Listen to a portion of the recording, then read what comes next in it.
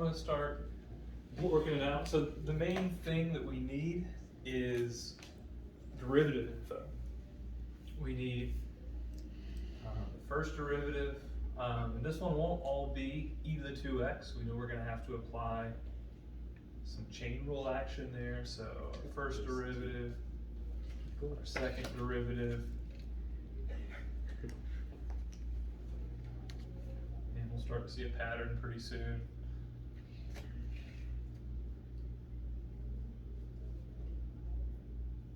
And we are going to need all the way out to the fifth derivative.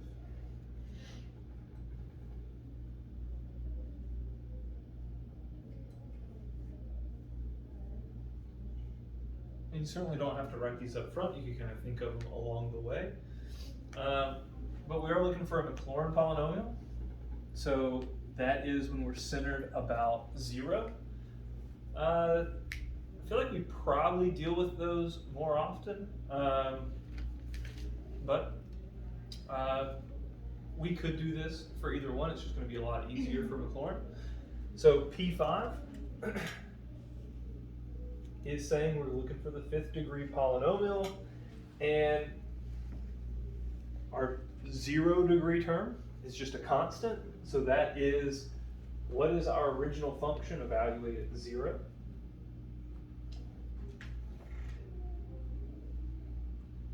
And kind of want to point something out as well as we build this out. We were talking about the factorials on Friday. We're talking about a lot of factorials. Factorials came up when it came to our ratio test. And here we see that the factorial is being used so that when we take the derivative, it cancels out with that value on the bottom and essentially gives us the previous term. Kind of every time, that's seems to be what's going on. But there is the factorial pattern can be extended this way as well. This is the 1st degree term. And so you could think about that as being divided by 1 factorial. What is 1 factorial? 1. So that it's the same thing, but if you like to see a pattern extended, it's still extended right there. And this is the 0 degree term. It's still 1. And what did we say 0 factorial was? Oh, we said it was 1. So the pattern does start from the very beginning. It is, and really right here we can even do this. It is our function with 0 derivatives evaluated at 0 times x to the 0 power divided by 0 factorial. And then we increase everything by 1. It's still centered at 0 though, so now it's the first derivative evaluated at 0 times x to the first power divided by 1 factorial. I know those first two terms look like they're almost in a different pattern, but it's not a different pattern. It's the same pattern, it's just able to be simplified, so that's what they did. So that's our Maclaurin series, and that's the same thing that's happened here in the Taylor series as well, because you could throw an x minus c to the 0 power, you could put it divided by 0 factorial, same thing there. I think that might help to remember what's going on. So here we've got our first derivative evaluated at 0, which is going to be 2 times x to the first power divided by 1 factorial. Then we're going to take our second derivative evaluated at 0 times x squared divided by 2 factorial. And we keep this pattern going. Our third derivative evaluated at 0 times x cubed divided by 3 factorial. Our fourth derivative times x to the 4th power divided by 4 factorial, and our fifth derivative evaluated at 0 times x to the 5th power over 5 factorial. And we certainly could do some simplification with some factorials, but this is representing P5. So questions about how we just used our pattern for the Maclaurin series of Taylor polynomials?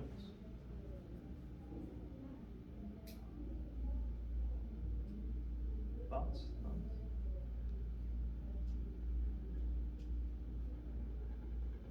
Is that it? Like, is that all you do? Yeah, it's P5. Yeah, it's P5. So you got rid of like e, because you like already understood that like e to the 2x is always gonna just be 1 when you plug in a 0, and you just left the constant. Okay. Yeah, and our goal is to form a polynomial. So if you have anything, like if our result is not a polynomial, then we have not evaluated something somewhere. It's like, this is just a constant value times x to the 5th power. A constant value times x to the 4th. We've assembled a polynomial that approximates e to the 2x. It's approximating a function that's a little crazy. Now, we'll talk later, probably not today, probably tomorrow, we'll talk about like the error, the remainder, how far off this would be. But that's not what we're worried about right now. Because it's not perfect, it's still an estimation. So what is x? Just whatever value you want to find? Right, so if we wanted to approximate e, or when e to the 2x, when x is 2, we could plug in 2 for this. And it would be a generally decent, hopefully, answer. Now we know that our approximation is going to be better the closer we are to 0, since we're centered around 0. Just like our linear approximations, but this is just like what we were doing with linear approximations, except for instead of a line, we're approximating with a much stronger polynomial. Hopefully resembling the pattern of that function a lot better than a straight line. That's our goal. Just like a linear approximation was doing, we're trying to do the same thing here. Okay, thoughts? Other thoughts? Yes, sir. Could this be done for like polar functions and parametric functions? Probably. Oh, we do not have to do that. Thank goodness. Polar and parametric will not come up again. You've seen everything you have to know with them. I'm sure there's a way to approximate them with polynomials. I'm sure it would be a little bit different than this. Because it would probably have to be like centered around like t is 0, and we'd have to, I've never had to do that before. So, but that's a very good question. Okay, just a little bit more practice on this. Let's still think Maclaurin polynomials. Let's see if we can find an approximation for sine of x. So let's just, I mean, you know that P1 or P0, P1, P2, P3 would all be just, you're finding them along the way. Let's see if we can find our polynomial degree 4 centered around 0 that approximates sine of x. There's our goal.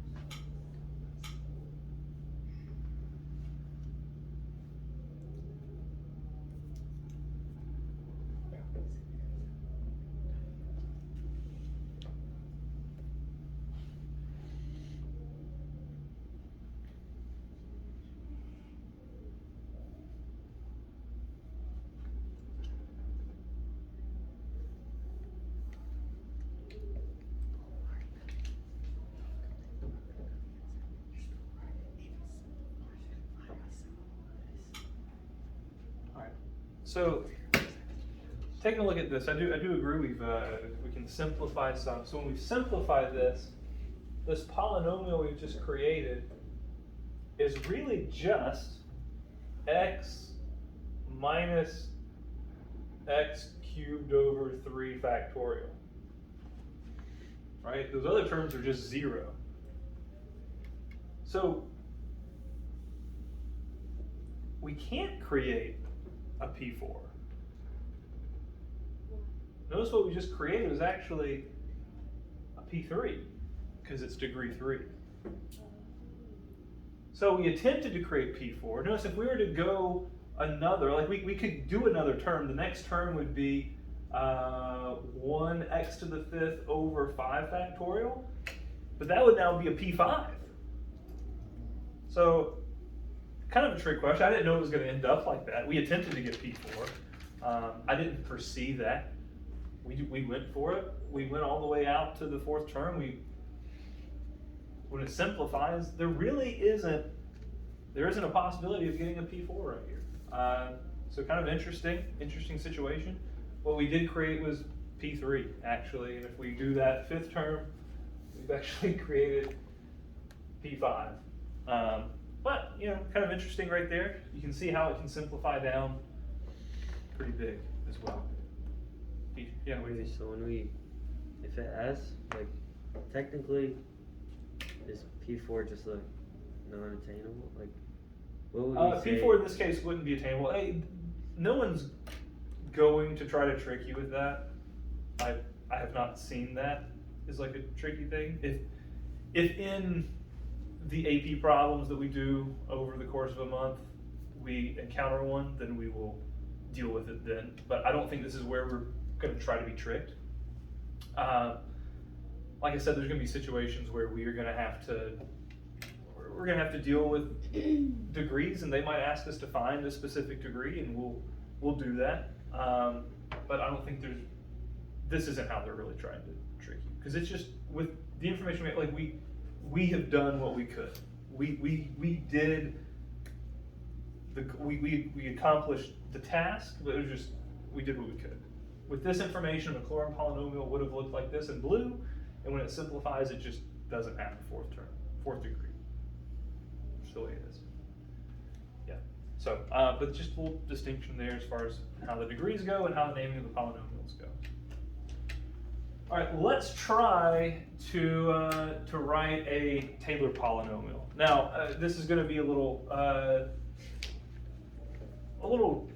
cheeky, I guess, because we're going to try to approximate a polynomial with a Taylor polynomial, just because I want it to be as easy as possible to take the derivatives of and all that kind of stuff, so that we can really focus about centering it around c equals -1.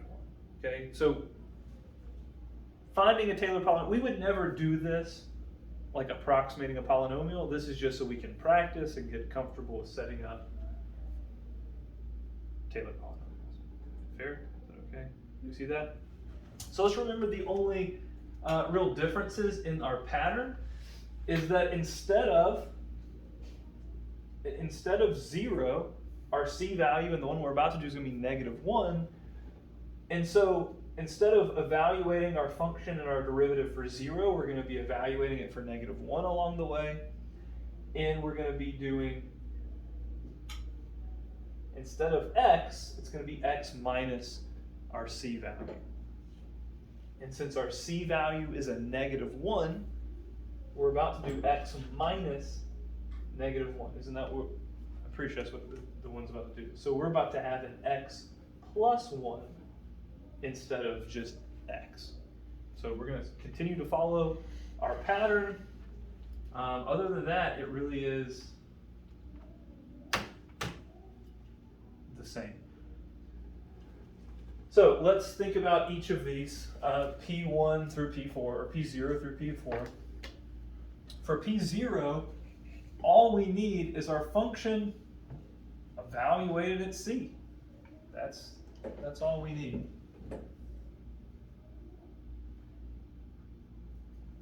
If I take my function, I plug in a -1, that's going to be -1 to the 7th power plus 2 times -1 to the 4th power. So that's a -1 plus 2, which is 1. Okay, so P0 is simply just, P0 is always going to be a constant. It is a degree 0 polynomial.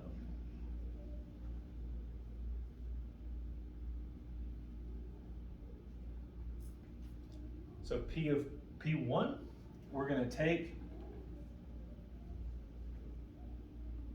P0, but we're going to add another term to it. That term is going to be in the format of our function its derivative evaluated our c value, divided by 1 factorial, which is practically nothing, just 1. And then we're going to do x minus c, so x plus 1. There's our format of this term. So I do need to find my derivative.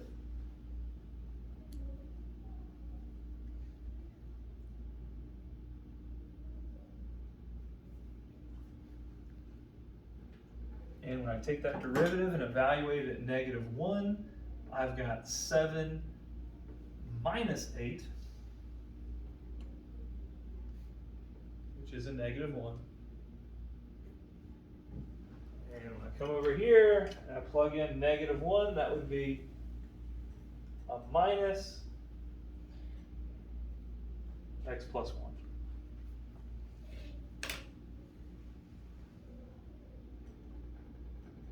See how we got that? Okay. P2 of x, and notice we actually could simplify this. I'm not gonna do that along the way, but we could clean that up. That's really just the same thing as -x, but that we don't. Let's see each term individually. I think that's gonna help. So we're gonna leave these the way they are. But our next term is going to be in the format of adding our second derivative, evaluate our c value of -1, divided by 2 factorial times x minus c, which is x plus 1 squared.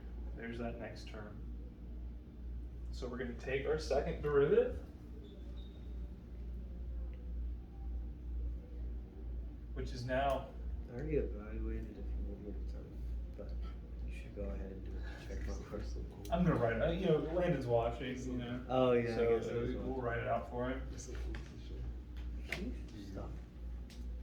What did you get? I hope you got the same thing I did. That was not as nice. I'll first see, and then I got -18. -18? Yeah, that makes sense. Okay, we put in -1 for x, -42 plus 24. So really the only thing we have to do is just replace it right here. It is a -18, so I can go -18 over 2 factorial. 2 factorial is just 2, so I could really just write -9 times x minus 1 squared. And just to keep this all color-coded,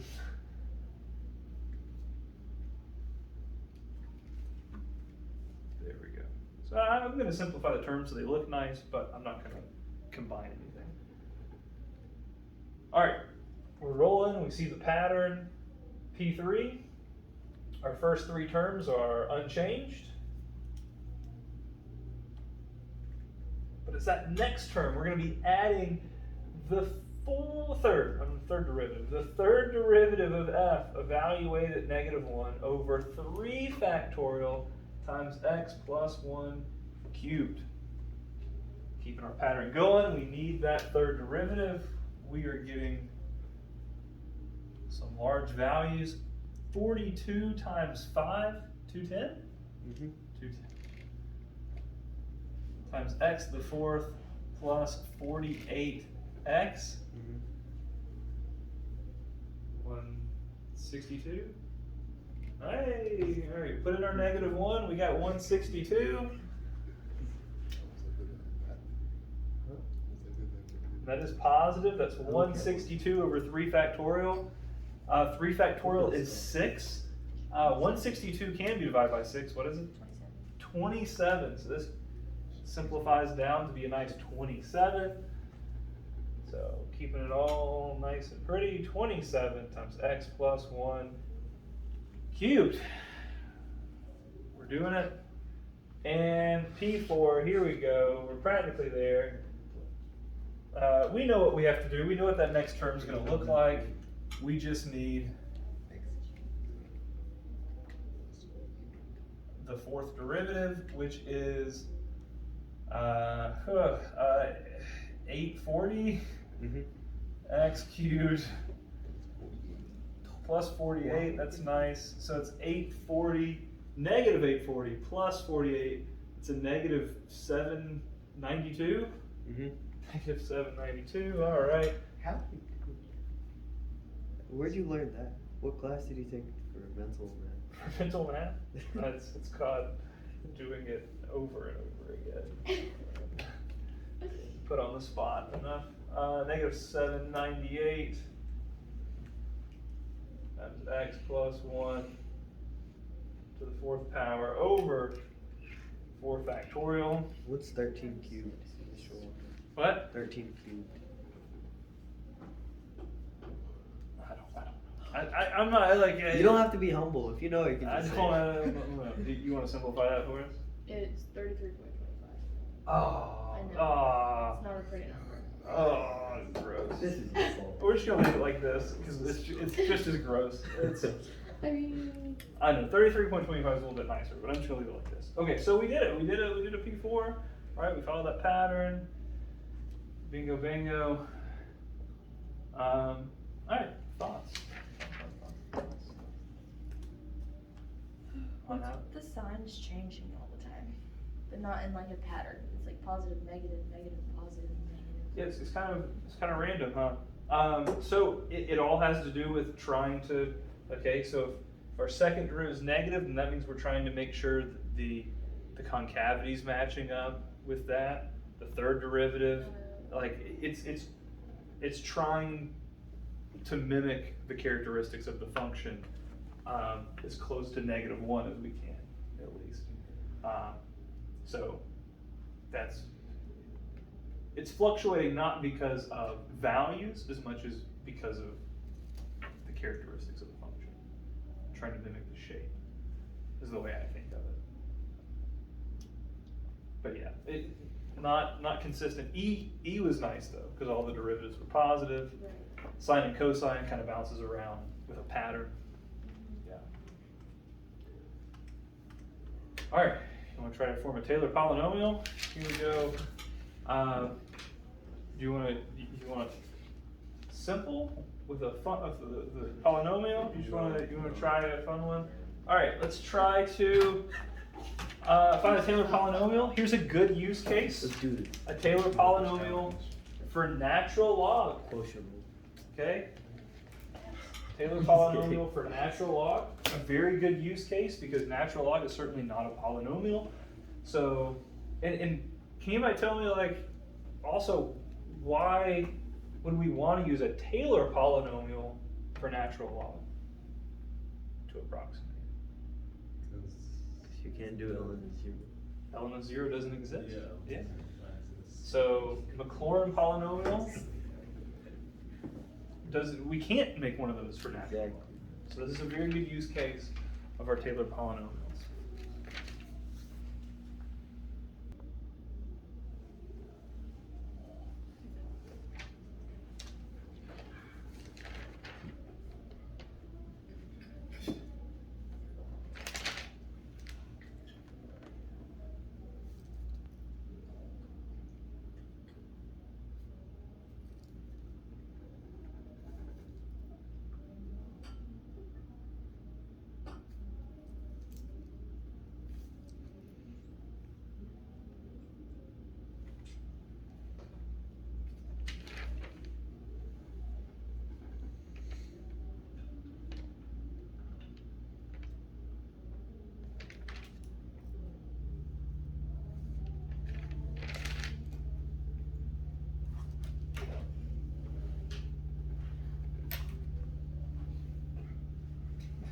No? I forgot the -1 and the x. That's what I Oh, did really? at first. That's literally what I Do you did. just have numbers? No, Oh. I have all the same things. I just forgot the -1. Hey, did you get like x minus 1/2 x squared plus 1/3 x cubed minus 1? Yes. Yeah, but hey, look at this. God, you really did it simplify. Isn't that a polynomial? Huh? That's a polynomial right there. That's what that I can just. It's not a huge deal. It just Yeah, happened, fix but I it a little forgot. Makes is. Just one.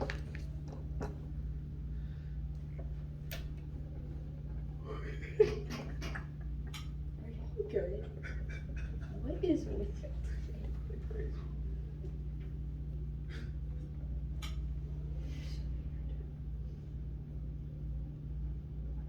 I kept that 0 because I wanted just to show the 0 term. I obviously would have probably stopped writing that after the first one, but I'm just trying to show that all the way through so we don't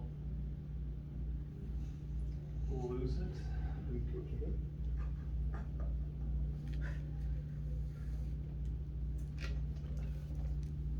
Oh, no, I did get it. Never mind. Never mind. I got it. I got it. Perfect. Look at it. Go perfect. I didn't see that because it's already All right. Sam was on 6. So it seems like maybe the most difficult part was just remembering the pattern, including the x minus 1. But on the surface, I would have thought the most difficult part would have been just being careful taking that derivative, the derivative of 1 over x, the derivative of, from there. But it sounds like that wasn't a problem, which is fantastic. Questions about how we got this right here? We're seeing that formula, that pattern. Okay, cool. Super cool. Yeah. Debating as to what to spend the last 8 minutes on. I think this is what I'd like us to do. The next thing we're going to talk about is not really difficult to do, but it's difficult to understand. Okay? So, I'd like us to kind of write down some notes here so that we can really spend a lot of time using it and trying to understand it a little bit better tomorrow. Because it's going to be pretty difficult for me to just explain, honestly, in a way that makes sense. But what we are trying to do right here is trying to think about the remainder. Like we just said, there is, we're doing a pretty good job of approximating, but it's not perfect. We saw that. We saw that with the graphs previously. So definitely I think what we should write down is kind of everything right in here. This right here is a Taylor polynomial, and it could be Maclaurin, right? Maclaurin series is fine. Maclaurin is a Taylor polynomial just with a c value of 0. So we have f of x is represented by this Taylor polynomial, and we have gone all the way out to n. Maybe n is 5, maybe n is 6, maybe n is 18. We have gone to some degree. But we know it is not perfect. There has to be some remainder.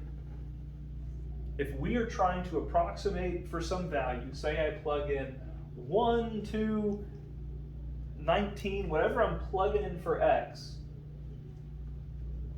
there has to be some error. It might be perfect, but r is essentially representing what the remainder would be. And that remainder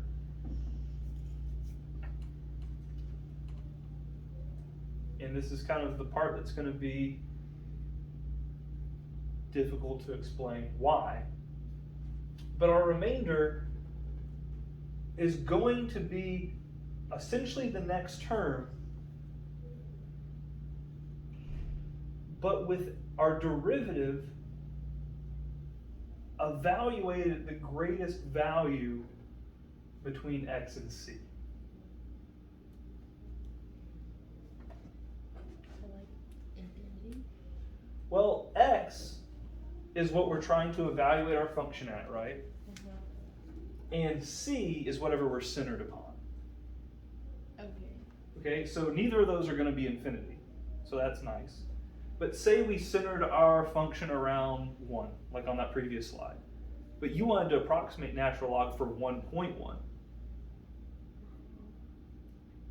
So the value we're going to put right here is we're going to think, well, what would possibly be the biggest value of any of the derivatives evaluated anything between 1 and 1.1. So it'd be 0.1.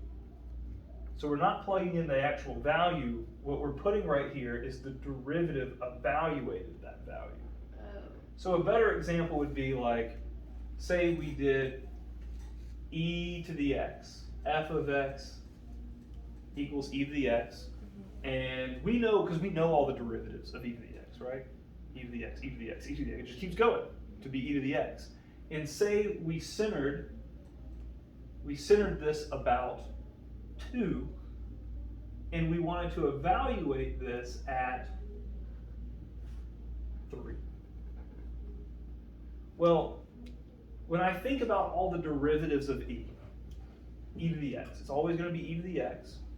And of all the options between 2 and 3, which one's going to give me the greatest output for e to the x? E to the 3. So we would put e to the 3 right here. Because that would be the max value of our derivative evaluated that. And that's kind of weird. It is. But we're going to be putting a value right there. Putting a value. It's going to be, what's it called? It's going to be like a set value, like a, what's it called? Constant? Constant, Yeah, we're going to put a constant right there. So and the constant's going to be different for every problem. We're going to have to think about, well, what are my possible derivatives? What are the lower and upper bounds, my x and my c, and think, well, what could possibly be the greatest thing that I get out of it? There's a little bit of thought that will go into that decision right there to place down.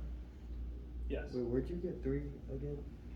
This is just a made up problem right here. So I said, say we wrote out a Taylor series, or Taylor polynomial for e to the x. We centered it about 2, and we wanted to, because what we're talking about is approximating for an actual value of x. And say we wanted to approximate it at 3. So that was because we're looking for essentially what is p of 3, or f of 3. Why wouldn't we just center it around 3 then? Well, That's just not the situation that we have. okay. Yeah, I mean, if we center it around 3, Then we just plug in 3 to the function. But that's the scenario that we're looking at. Well, what could be the greatest wrong that we could have? Yes. So what does Rn of x represent again? Rn of x is representing the greatest error that we could have. So why does that be less than that on the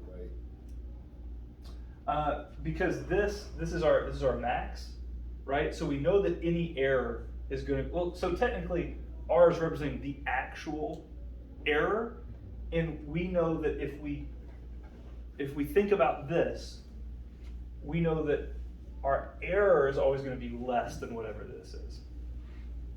So this is how we're thinking about what the error is actually going to be. Okay, wild, I know.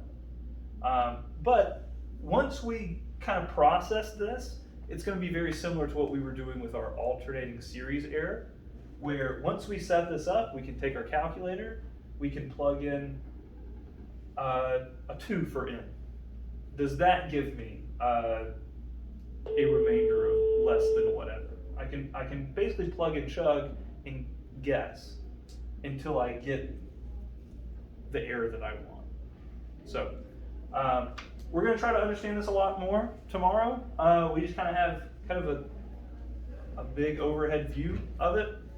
Trust me, in application, when we actually have to use it, it's not going to be that crazy.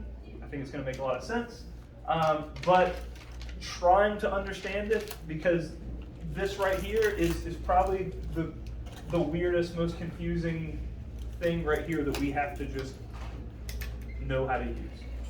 Probably of the year. So if this makes sense, then we're pretty well good moving forward. But we'll talk about this more tomorrow. And